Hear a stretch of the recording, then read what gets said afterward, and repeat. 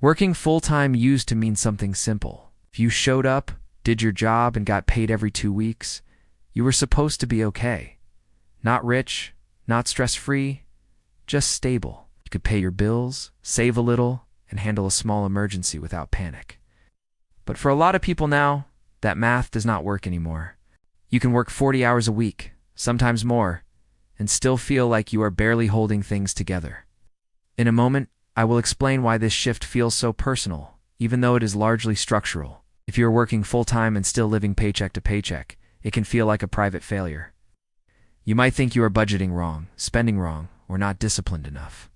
But when millions of people share the same experience, it stops being about personal weakness and starts being about the environment. Later, I will show you what part of this pressure you can control and what part you should stop blaming yourself for. Let's start with a simple picture. Imagine someone earning $52,000 a year. After taxes and health insurance deductions, maybe they bring home around $3,300 a month.